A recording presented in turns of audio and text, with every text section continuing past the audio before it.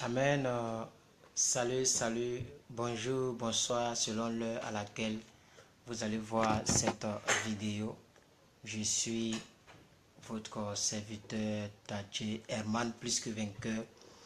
Je suis devant vous ce soir pour la lecture de la Bible en un an.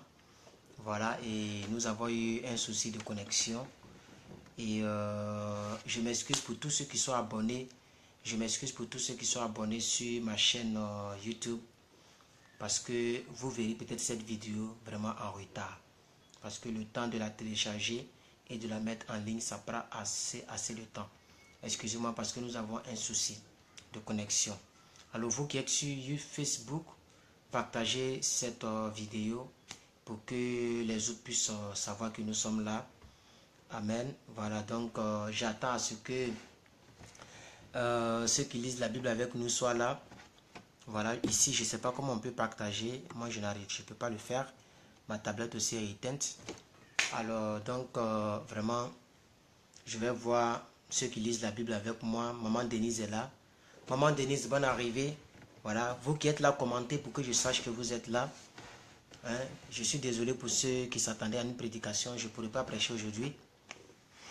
Mais il faut qu'on finisse notre lecture de la Bible. Alors, ceux qui lisent la Bible avec moi qui êtes là, signalez-vous en commentaire, comme ça je sais que vous êtes là. Et puis on va partir. Est-ce que Maman Chris me reçoit?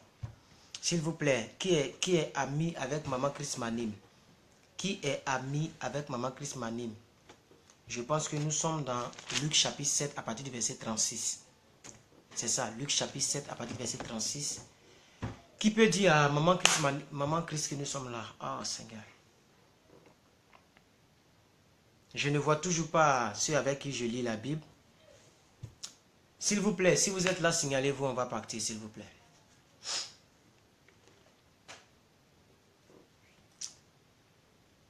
Oui, Maman Denise, oui, je vous ai vu, je vous ai repéré. J'attends les autres. À part vous, je ne vois personne. D'ici, je ne peux pas partager.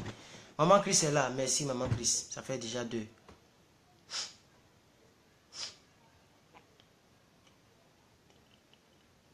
Donc, Maman Chris, partagez la vidéo dans le groupe pour que les gens sachent que nous sommes déjà là. On va faire notre 118e lecture sur Facebook parce que YouTube me refuse. Ma live boss, je ne sais pas pourquoi, mais comme il pleut ces temps-ci beaucoup ici, il a même plu même il n'y a pas longtemps. Peut-être c'est ça que je joue sur la connexion. Sinon, je suis allé chez mon fournisseur. Ils m'ont dit qu'il n'y a pas de problème, que dans leur base de données, j'ai toujours mes 30 gigas. Donc, je ne sais pas. Et mes 130 gigas de connexion. Je ne sais pas pourquoi je ne peux pas faire de live sur YouTube. Voilà. Et ça fait deuxième lecture que nous faisons sur Facebook aujourd'hui. Parce que YouTube me refuse. Alors j'ai 2 personnes qui lisent avec moi qui sont là. C'est pas normal. Et Maman Prunelle de Dieu. Est-ce qu'elle n'est pas... Parce que si tu n'es pas abonné à ma page, tu ne sauras pas que je suis en ligne. Donc moi je vais faire comme ça. Hein. Je vais lire... les autres vont regarder en rediffusion. Alors, peuple de Dieu, hier, nous sommes dans Luc, chapitre 7 maintenant, au verset 36. Nous avons lu hier que Jésus avait guéri le fils d'un centenier. Le centenier ici, c'est comme si on peut dire un lieutenant de l'armée, ok? Et la pratique m'a plu, c'est lorsqu'il a dit, je pense que c'est quel verset là? Je cherche le verset pour vous. Voilà, au verset 8. Hein? Le même chapitre 7 au verset 8, regardez ce que le centenier dit, c'est ça qui m'a touché hier. Il dit, moi, je suis soumis à des supérieurs. J'ai des soldats aussi sous mes ordres. Je dis à l'un, va, et il va. Et je dis à l'autre, viens, et il vient. Et je dis à l'autre, fais ceci, et il le fait. Et je dis à quelqu'un d'autre, là-bas, fais cela, et il le fait. Alors toi, Christ, dis seulement un mot, et mon miracle va venir. Je ne sais pas si vous comprenez un peu. Dis seulement un mot, c'est la partie qui m'a plu. Et vous savez, Guy Chris, le grand frère Guy Chris a chanté avec ça. Dis un mot. Voilà, un truc comme ça. Vous voyez, ça c'est l'une des phrases les plus célèbres, mais c'est un centenier, si vous voulez. C'est quelqu'un qui cherchait un miracle de la part de Christ. Alléluia. La foi active la puissance de Dieu dans ta vie. Oui, ma récente prédication, j'ai donné certaines déclarations. Je vous ai dit que un chrétien qui n'a pas la foi rend Dieu impuissant. C'est-à-dire Dieu devient impuissant. Pas parce qu'il ne peut pas faire, mais le manque de foi fait qu'il ne peut plus agir dans ta vie. Alléluia. La Bible dit il a regardé tout ce qui était autour. Bon, ce n'est pas une prédication. Pourquoi je suis en train de développer tout comme ça? C'est une simple lecture, ce n'est pas une prédication.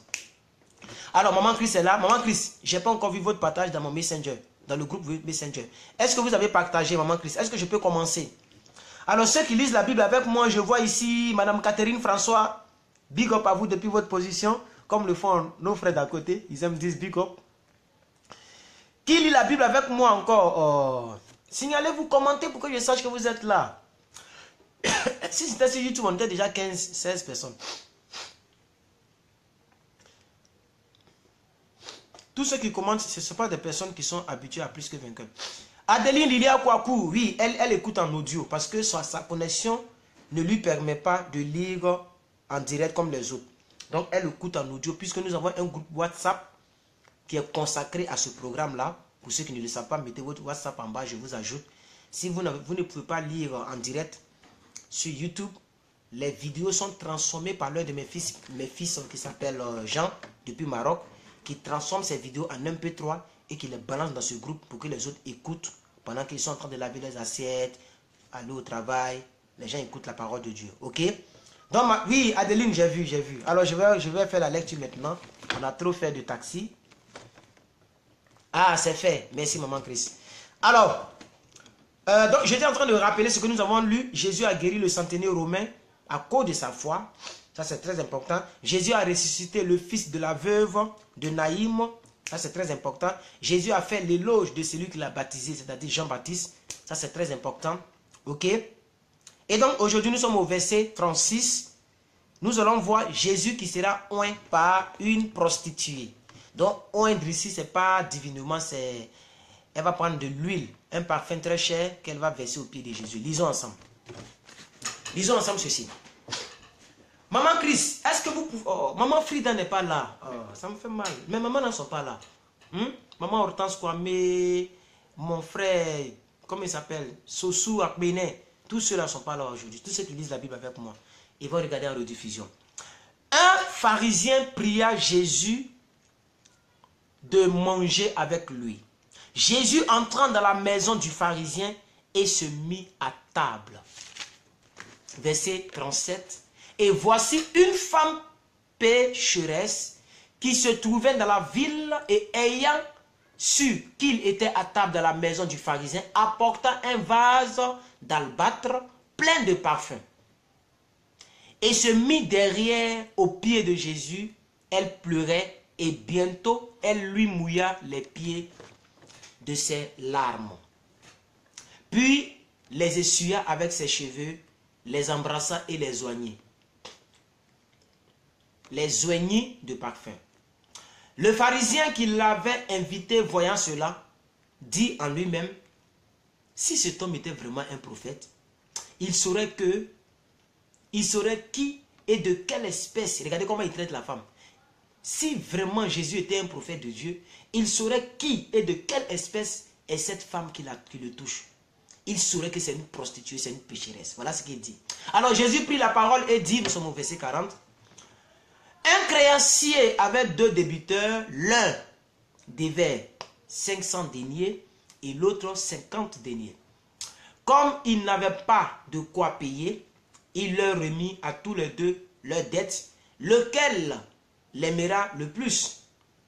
Simon répondit, c'est lui, je pense, auquel il a le plus remis.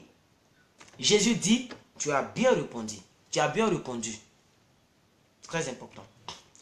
Alors, puis Jésus se tournant vers la femme et dit à Simon, vois-tu cette femme? Je suis rentré dans ta maison, tu ne m'as point donné de l'eau pour laver mes pieds. Mais elle les a essuyés de ses larmes. Elle les a essuyés avec ses cheveux. Tu ne m'as point donné de baiser. Mais elle, depuis que je suis là, elle n'a point cessé d'embrasser mes pieds. Tu ne m'as point versé d'huile sur la tête. Mais elle a versé le parfum sur mes pieds. verset 47, Luc 7. C'est pourquoi je te le dis, ses péchés, ses nombreux péchés ont été pardonnés, car elle a beaucoup aimé. Mais celui à qui on pardonne peu aime peu. Et il dit à la femme, tes péchés sont pardonnés. Ceux qui étaient à table avec lui se mirent à dire en eux-mêmes, qui est celui-ci qui pardonne même les péchés? Mais Jésus dit à la femme, ta foi t'a sauvée. Va en paix. Nous sommes au chapitre 8, nous lisons du verset 1 au verset 3 et nous sautons aujourd'hui. Maman Christ anticipé. Chapitre 8. Ensuite, Jésus alla de ville en ville et de village en village, prêchant et annonçant la bonne nouvelle du royaume de Dieu. Les 12 étaient auprès de lui avec quelques femmes qui avaient été guéries d'esprits malins et de maladies. Marie, dite de Magdala, de laquelle étaient sortis 7 démons. Jeanne, femme de Chuza, intendant d'Hérode, elle aussi elle a été délivrée. Suzanne, elle a été délivrée. Et plusieurs autres personnes qui l'assistaient de leur bien. Vous voyez? Donc, Jésus était entouré de femmes qui l'assistaient de leur bien. Ça, c'est quelque chose qu'il faut souligner. Jésus était soutenu dans son ministère. Alléluia. Nous voyons des gens qui pensent qu'en donnant des offrandes, des dîmes et autres, c'est le pasteur qu'on donne. Non, tu soutiens l'œuvre. Jésus même était soutenu. C'est propre là, c'est clair. Noir sur blanc. Proverbe 13, 20 à 22. Ceux qui ne... Je comprends le nombre de personnes qui me suivent. Si c'était une prédication, on était déjà 60. Mais là, ce n'est pas une prédication parce que quand ils voient le thème, ils savent qu'ils ne vont rien comprendre. Parce que si tu ne nous suis pas depuis le 1er janvier 2018, tu ne comprendras rien à ce que nous lisons. Du moins, tu vas juste écouter des portions de lecture de la Bible. Mais pour nous, c'est une concordance. Nous savons ce que nous faisons. Merci, maman Christian. Proverbe... Merci. Proverbe 13, 19 à 20. Proverbe 13, 19 à 20. Proverbe 13, 19 à 20. Proverbe 13, 19 à 20. Un désir accompli est doux à l'âme, mais s'éloigner du mal fait horreur aux insensés. Celui qui fréquente les sages devient sage, mais celui qui se plaît avec les insensés s'en trouve mal. Ça, il n'y a pas de point d'explication, c'est aussi clair que ça. Ok? Psaume 95. Tout le psaume 95.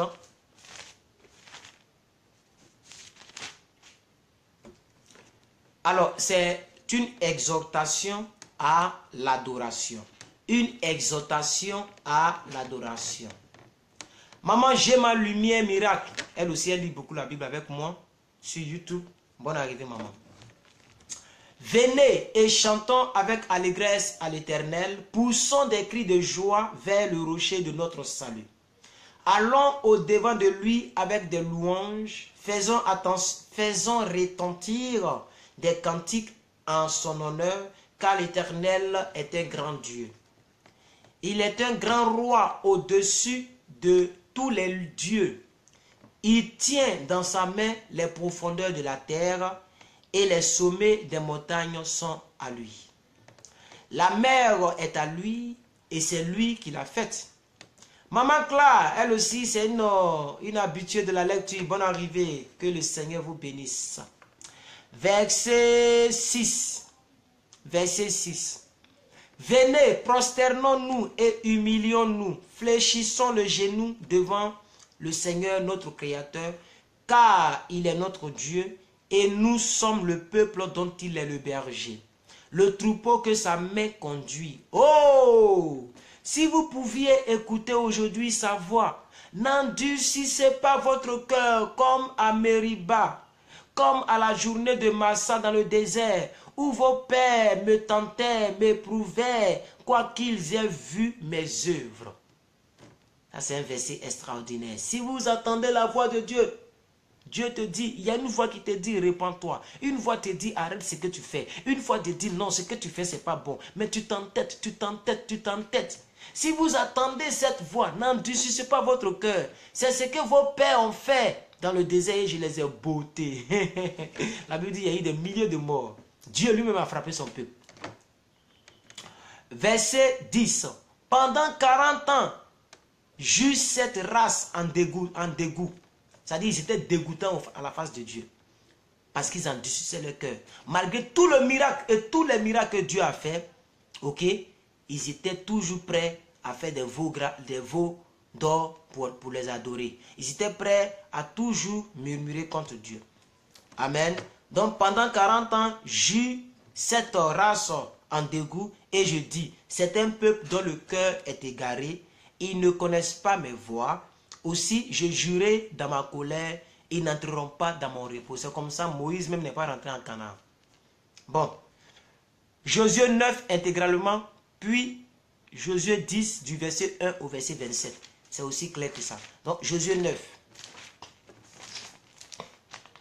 Maman Chris, après ça, on a fini, hein, c'est ça? Ok. Je fais un peu plus vite parce que je dois télécharger la vidéo et la remettre en ligne et ça prend énormément de temps. Je n'ai pas une très bonne connexion comme vous autres. Ici, notre connexion là, c'est pas trop ça. Josué chapitre 9 intégralement. C'est pourquoi je fais vite pour ne pas que la vidéo soit très longue. Alors, nous avons lu Josué la fois dernière. Josué et tout le peuple d'Israël ont pu vaincre Jéricho. Ils ont fait 7 fois le tour de Jéricho. Amen. Et par la grâce de Dieu, les murailles sont tombées. Ils ont sauvé la Rahab, la prostituée, qui avait hébergé les 2 espions. Amen. Et avec toute sa maison là, Rahab a été sauvée parce qu'elle a protégé les envoyés de Josué. Amen. Donc, c'est la suite que nous voyons. Ok, voilà. Alors, Josué abusé par la ruse des Gabaonites. À la nouvelle de ces choses, tous les rois qui étaient en deçà du Jourdain, dans la montagne et dans la vallée, et sur toute... Bon, il y a quelque chose que je n'ai pas rappelé, hein, parce que voilà. Donc, lorsqu'ils ont pris le pays, ils ont pris la ville de Jéricho, Dieu avait dit de dévouer par interdit tout ce qui se trouvait à Jéricho. Mais il y avait quelqu'un qu'on appelait comment? Je pense que c'est Akan. Hein, si je me trompe, rectifiez-moi, vous qui avez suivi la lecture, je n'ai pas envie de fouiller trop. Je pense que c'est Akan qui avait caché de l'or, de l'argent dans sa tente. Et à cause de ça, Dieu a frappé. Dieu a frappé. Amen. Et donc Dieu a permis que, parce qu'ils partaient à Haï, Dieu a permis que le peuple d'Israël soit botté par Haï. C'est un truc comme ça, ok? Je pense que c'est ça. Je ne suis pas dans le faux, je crois. Ok. Donc ça, il faut le rappeler parce qu'on a lu ça hier. Et après, lorsque Akan a avoué qu'il avait volé ce qui avait été dévoué par interdit dans Jéricho, alors Dieu maintenant était contre eux. Et souvenez-vous, Dieu avait tenu, il avait révélé à Josué une embuscade pour pouvoir vaincre ce peuple-là. Vous vous rappelez bien? Et donc, Dieu avait permis à ce que l'embuscade marche, ok? Et ils ont pris la ville d'assaut. J'espère que vous vous rappelez. Donc, c'est la suite là que nous lisons aujourd'hui. Ok? J'espère que vous vous rappelez, vous qui lisez avec moi. À la nouvelle de ces choses, tous les rois qui étaient en deçà du Jourdain, dans la montagne et dans la vallée, et sur toute la côte de la Grande Mer, jusque près du Liban, les Essiens, les Amoriens, les Cananéens, les Phérésiens, les Éviens et les Jubésiens, s'unissent d'un commun accord pour combattre ensemble contre Josué et contre Israël. Ah, merci maman Catherine. Oui, c'est Akan. Oui, j'ai une bonne cabessa. Verset 3. Les habitants de Gabaon, donc c'est eux qu'on appelle les Gabaonites, les habitants de Gabaon, de leur côté, lorsqu'ils apprirent de quelle manière Josué avait été traité à Jéricho et à Haï, ils eurent recours à la ruse et se mirent en route avec des provisions de voyage. Ils prirent de vieux sacs pour leurs ânes et de vieilles outres à vin déchirées de recousu. Verset 5. Ils portaient à leurs pieds de vieux souliers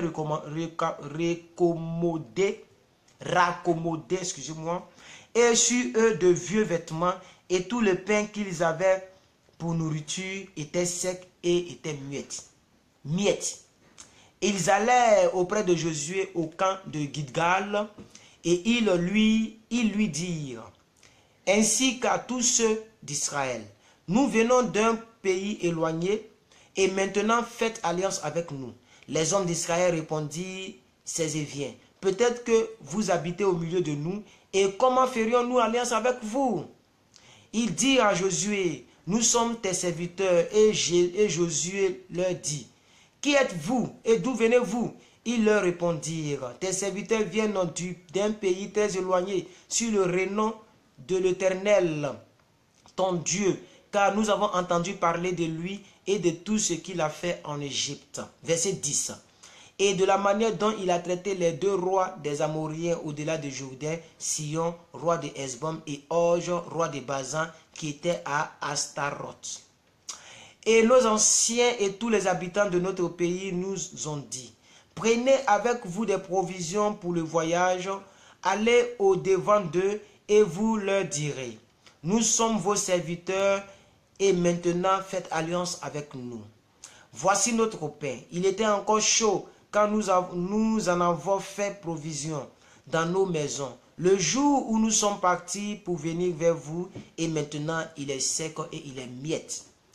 Verset 13. Ces outres à vin que nous avons remplies toutes neuves, les voilà déchirées, nos vêtements et nos souliers se sont usés par l'excessive longueur de la marche. Les hommes d'Israël prirent leurs provisions et ils ne consultaient point l'Éternel. C'est-à-dire c'est une ruse, on les a trompés au fait. Josué fit la paix avec eux et conclut une alliance par laquelle il devrait leur laisser la vie, et les chefs de l'assemblée et le leur jurèrent. 3 jours après la conclusion de cette alliance, les enfants d'Israël apprirent qu'ils étaient leurs voisins et qu'ils habitaient au milieu d'eux. Donc ils ne sont pas quittés loin, ils étaient tout juste au milieu, auprès d'eux. Car les enfants d'Israël partirent et arrivaient à leur ville le 3e jour. Le 3e jour. Leur ville était Gabaon, Képhira, Béroth et Kirjat-Jearim. Ils ne les frappaient point parce que leur chef de l'assemblée leur avait juré par l'Éternel, le Dieu d'Israël, de leur laisser la vie. Mais toute l'assemblée murmura contre les chefs. Verset 19. Et tous les chefs dirent à toute l'assemblée, nous leur avons juré par l'Éternel, le Dieu d'Israël, et maintenant nous ne pouvons les toucher. Voici comment nous les traiterons. Nous leur laisserons la vie, afin de ne pas attirer sur nous la colère de l'Éternel, à cause du serment que nous leur avons fait. Verset 21. Ils vivront, leur dirent les chefs. Mais il fut envoyé à couper le bois et à puiser l'eau pour toute l'assemblée, comme les chefs le leur avaient dit. Josué les fit appeler et leur parla ainsi. Pourquoi nous avez-vous trompé en disant, nous sommes très éloignés de vous, tandis que vous habitez juste au milieu de nous? Maintenant au verset 23, Josué 9, verset 23, maintenant vous êtes maudits et vous ne cesserez point d'être dans la servitude, de couper le bois et de puiser de l'eau pour la maison de mon Dieu. Ils répondirent à Josué et dirent, on avait rapporté à tes serviteurs les ordres de l'Éternel, ton Dieu, à Moïse son serviteur, pour vous livrer tout le pays et pour en détruire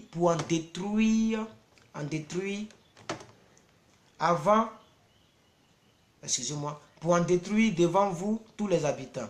Et votre présence nous a inspiré une grande crainte pour notre vie. Voilà pourquoi nous avons agi de la sorte. Et maintenant, nous voici entre tes mains. Traite-nous comme tu te trouves bon et juste de nous traiter. Josué agit à leur égard comme il avait été décidé. Il les délivra de la main des enfants d'Israël qui ne leur fit pas mourir. Dernier verset pour ce chapitre, dernier verset. Mais il les destina dès ce jour à couper le bois, à puiser de l'eau pour l'assemblée et pour l'autel de Dieu, dans le lieu que l'Éternel choisira, ce qu'ils font encore aujourd'hui. Alors, selon le programme, nous lisons quoi encore? Le chapitre 10 du verset 1 au verset 27. D'accord, ça fait combien de temps? 24 minutes. Alors, les 27 premiers versets de ce chapitre-là, nous lisons. Alors, il y a eu une intervention miraculeuse à Gabaon. Lisons cette intervention. Adoni-Tédek roi de Jérusalem, apprit que Josué s'était emparé d'Aï et l'avait dévoué par interdit, qu'il avait traité Aï et son roi comme avait traité Jéricho et son roi, et que les habitants de Gabaon avaient fait la paix avec Israël et étaient au milieu d'eux. Verset 2. Il eut alors une forte crainte, car Gabaon était une grande ville, comme une des villes royales, plus grande même qu'Aï, plus grande même qu'Aï, donc Aï c'est une ville. Et tous ces hommes étaient vaillants. Adoni-Tédek, roi de Jérusalem, fit dire à Ouam, roi d'Hébron, et Piriam, roi de Jurmut, et Jophia, roi de Lachis, et Dabi, roi d'Eglon, montez vers moi, aidez-moi, afin que nous frappions Gabaon, car elle fait la paix avec Josué et avec les enfants d'Israël. 5 rois des Amoriens, le roi de Jérusalem, le roi d'Hébron, le roi de Jarmut, le roi de Lachis, le roi d'Aglon, se réunirent ainsi et montèrent avec toutes leurs armées. Ils firent couper près de Gabaon et l'attaquèrent.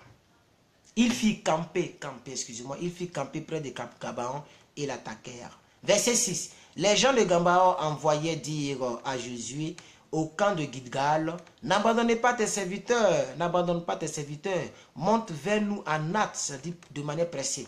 Délivre-nous, donne-nous du secours, car tous les rois des Amoriens qui habitent la montagne se sont réunis contre nous. Josué montant de Gilgal, lui et tous les gens de guerre avec lui et tous les vaillants hommes. L'Éternel dit à Josué, verset 8, chapitre 10 du livre de Josué, l'Éternel dit à Josué, ne les crains point, car je les livre entre tes mains, et aucun d'eux ne tiendra devant toi. Josué donc arriva subitement sur eux, après avoir marché toute la nuit depuis Gilgal. L'Éternel les mit en déroute devant Israël, et Israël leur fit éprouver une grande défaite près de Gabaon. Les poursuivit sur le chemin qui monte à Beth-Horon, et les battit jusqu'à Azeka et à Mekada. Verset 11. Comme ils fuyaient devant Israël et qu'ils étaient à la descente de Beth-Horon, l'Éternel fit tomber du ciel sur eux une grosse pierre jusqu'à Azeka, et ils périrent. Ceux qui murmurent par les pierres, ceux qui moururent par les pierres de grêle furent plus nombreux que ceux qui furent tués avec l'épée par les enfants d'Israël. Alors Josué parla à l'Éternel le jour où l'Éternel livra les Amoriens aux enfants d'Israël, et il dit en sa présence. Regardez ce que Josué dit. Soleil, arrête-toi sur Gabaon, et toi lune sur la vallée d'Ajalon. Et le soleil s'arrêta et la lune suspendit sa course. Waouh! Le soleil s'arrêta et la lune suspendit sa course. La foi c'est une puissance. Jusqu'à ce que la nation ait tiré vengeance de ses ennemis. Cela n'est-il pas écrit dans le livre du juste? Le soleil s'arrêtera au milieu du ciel et ne se hâta point de se coucher presque tout le jour. C'est-à-dire Josué avait déjà lu ça dans un livre saint. Et c'est ce qu'il a pratiqué et ça a marché lorsqu'il s'agissait des Gabaonites. Il n'y a point eu de jour comme celui-là, ni après où l'Éternel ait écouté la voix d'un homme, car l'Éternel combattait pour Israël. Alors, lisons la victoire de Josué et puis son groupe là, ok, à Makeda. On dirait que je suis très en retard. Mon image même est en retard. Waouh! Est-ce que vous me recevez? Est-ce que vous me recevez en temps réel? Est-ce que vous me recevez en temps réel? Je suis à 29 minutes 30 secondes. Je vais voir dans combien de temps vous allez réagir. Je vais voir dans combien de temps vous allez réagir. Je ne suis pas vraiment en direct. Ça, on appelle ça la retransmission. Hein? L'anglais dit de live stream. Ok. Ah, donc quelqu'un a réagi. 47. Donc au moins, il y a au moins 10 secondes pour que les gens réagissent. 10 secondes de temps de latence. Ok. Alors, la victoire à Makeda ok, du peuple d'Israël. Nous lisons du verset 15 au verset 27. Et Josué et tout Israël avec lui retournant au camp de Gilgal, les 5 rois s'enfuirent et se cachèrent dans une cabane à Makeda. On le rapporta à Josué en disant, les 5 rois se sont trouvés cachés dans une caverne à Makeda. Josué dit, roulez de grosses pierres à l'entrée de la caverne et mettez-y des hommes pour les garder. Et vous, ne vous arrêtez pas, poursuivez vos ennemis et attaquez-les par derrière. Ne les laissez pas entrer dans leur ville, car l'Éternel votre Dieu les a livrés entre vos mains. Verset 20. Après que Josué et les enfants d'Israël leur eurent fait éprouver une très grande défaite et les eurent complètement battus, ceux qui purent échapper se sauvèrent dans les villes fortifiées. Et tout le peuple revint tranquillement au camp vers Josué à Makeda, sans que personne remue sa langue contre les enfants d'Israël. Maman Christ, maintenant vous répondez. C'est que pour vous, là même, là, il y a au moins 2 minutes de temps de latence. Verset 22. Josué dit alors, ouvrez l'entrée de la caverne, faites-en sortir ces 5 rois et amenez-les-moi. Il fit ainsi, et lui amenait les 5 rois qu'ils avaient fait sortir de la caverne, le roi de Jérusalem, le roi d'Hébron, le roi de Jarmuth, le roi de Lachis et le roi d'Eglon. Verset 24. Lorsqu'il eut amené ces 5 rois devant Josué, Josué appela tous les hommes d'Israël et dit aux chefs des gens de guerre qui avaient marché avec lui, approchez-vous et mettez vos pieds sur les coups et mettez vos pieds sur les coups de ces rois. Ils s'approchèrent et ils mirent les pieds sur leurs coups. Josué leur dit, ne craignez point et ne vous effrayez point. Fortifiez-vous et ayez du courage, car c'est ainsi que l'Éternel traitera tous vos ennemis contre lesquels vous combattrez. Et je prie que ça soit pour vous au nom de Jésus. Après cela, Josué les frappa et les fit mourir et les pendit à 5 arbres. Et ils restaient pendus aux arbres jusqu'au soir. Vers le coucher du soleil, Josué ordonna qu'on les descende des arbres et on les jeta dans la caverne où ils s'étaient cachés. Et l'on mit à l'entrée de la caverne de grosses pierres qui s'y demeuraient jusqu'à ce jour. Vous voyez, la même manière qu'ils ont fait pour Jésus. Lorsqu'ils l'ont tué, ils l'ont enseveli. Les gens disent que non, si on ne met pas des gardes à l'entrée du tombeau, ces chrétiens-là, ils vont aller prendre le corps et ils vont dire que Jésus est ressuscité. Alors, mettons une grosse pierre. Mais malgré que la pierre était là, Jésus a été ressuscité. Mais est-ce que ceux-là, ils ont été ressuscités? Ils ont mis de grosses pierres aussi, les 5 rois. Ils sont restés dans leur tombeau. Ok? Alors, voici la lecture du jour. Je pense que vous avez été édifiés par ce très beau livre, le livre de la vie, le livre de la vie et le livre de la vie qu'on appelle la Bible, the Bible. God bless us. I'm very happy to this, comment on dit lecture même, this reading, ok? Mon cher anglais là. Dieu vous bénisse. Moi, c'est l'évangéliste plus que vainqueur. Merci à quelques personnes qui étaient connectées. Que Dieu vous bénisse. Et puis, voilà. Tous ceux qui vont regarder cette vidéo sur YouTube, je suis désolé. Excusez-moi, excusez-moi, excusez-moi, excusez-moi.